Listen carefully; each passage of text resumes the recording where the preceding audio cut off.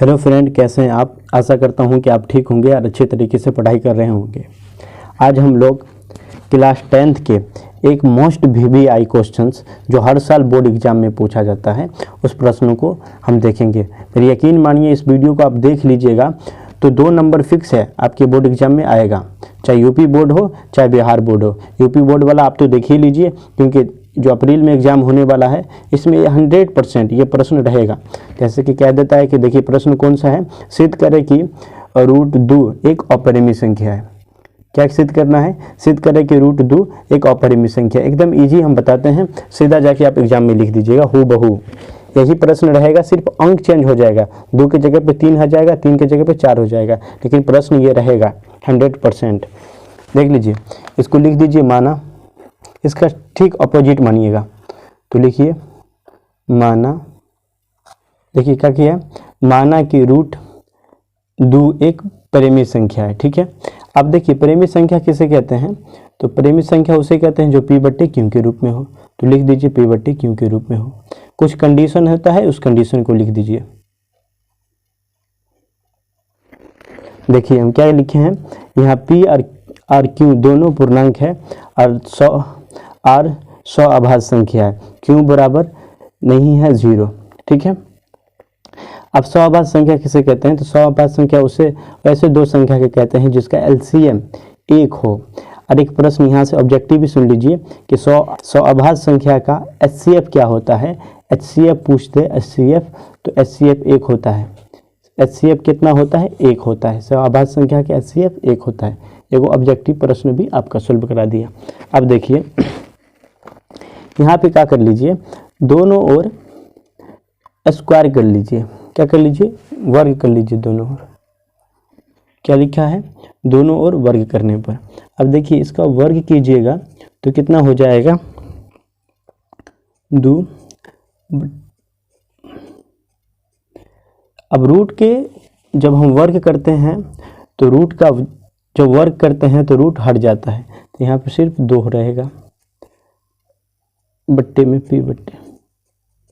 ठीक, अब इस दोनों को ना क्रॉस मल्टीप्लाई कर दीजिए, या कोना कोनी जो कहते हैं, हाँ वही कर लीजिए, क्यों स्क्वायर। समझ में आ रहा है तो बताइएगा कमेंट करके। ठीक है, क्रॉस मल्टीप्लाई कर दिए। अब देखो इसको इधर लेके आ जाते हैं तो p/q बट्टे में 2। ठीक है, अब इसके मतलब क्या होता है तो सुन लीजिए, बट्टा की मतलब होता है भाग। इसके मतलब ये हुआ कि 2p, इसके मतलब ये हुआ कि p 2 से विभाजित है। ठीक है, ये क्या हुआ इसके मतलब ये हुआ कि p 2 से विभाजित है, तो वही लिख दीजिए।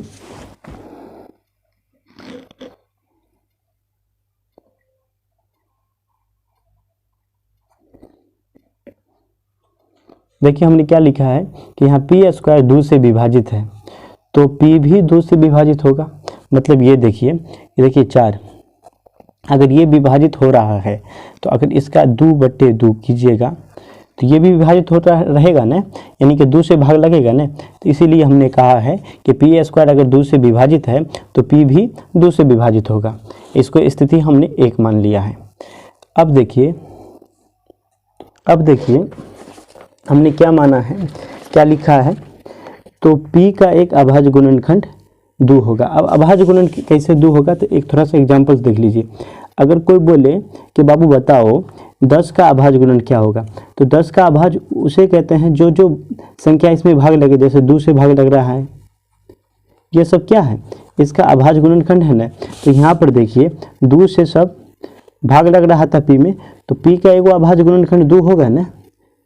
तो अब यहाँ पे लिख दीजिए, तो p बराबर 2m। ठीक है, इसको आप समीकरण 1 मानिएगा। इसको क्या मान ली, p बराबर कितना लिखे हैं 2m। अब m क्यों लिखे हैं, तो देखिए 2 के बाद और भी कोई संख्या आ सकता है ना, उसको निरूपित करने के लिए हमने क्या लिखा है, 2m लिखा है। अगर कोई प्रश्न पूछ दे आपसे तो इसको अच्छे तरीके से आप बताइएगा। ठीक है, इस मान को ना समीकरण 1 में रख दीजिए, तो लिख दीजिए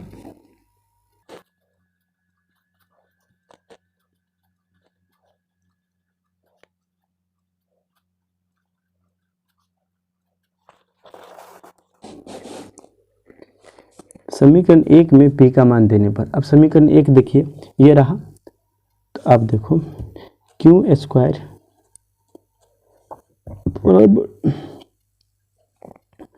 2m बट्टे में 2, इसका स्क्वायर है तो इसका स्क्वायर कर दो, क्यू बराबर में 4m स्क्वायर बट्टे में 2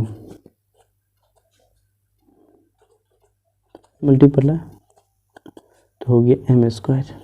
ये 2 को इससे इधर ले आए। अब देखिए इसके मतलब क्या हुआ, देखते रहिएगा। इसके मतलब भी यही हुआ जो यहाँ पे हमने लिखा था। देखिए पी स्क्वायर 2 से विभाजित है तो पी भी 2 से विभाजित होगा।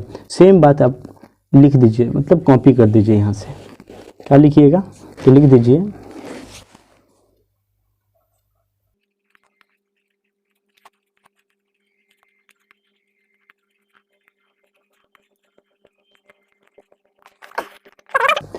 तो यहाँ क्यू स्क्वायर 2 से विभाजित है तो क्यू भी 2 से विभाजित होगा। ये 2 है, ठीक है। इसको स्थिति 2 मान लीजिए।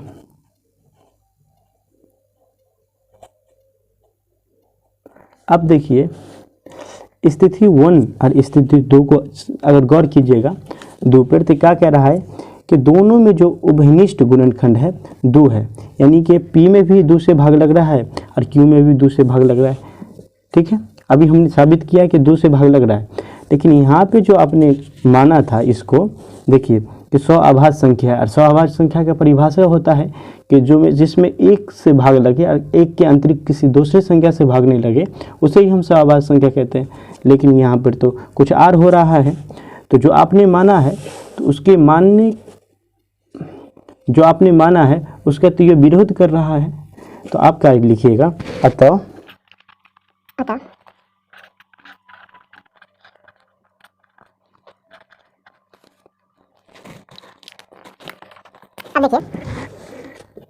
देखिए क्या लिखा है, अतः स्थिति 1 एवं 2 से स्पष्ट होता है कि √2 एक अपरिमित संख्या है, ठीक है। अगर अच्छा लगा है तो इस वीडियो को लाइक कीजिए और इस चैनल को सब्सक्राइब कर लीजिए, और अभी जो भी आपके साथी जो एग्ज़ाम देगा उस तक इस वीडियो को पहुंचाइए। चलिए फिर मिलेंगे हम कोई अच्छे वीडियो के साथ, तब तक कि आप बने रहिए इस YouTube चैनल पर।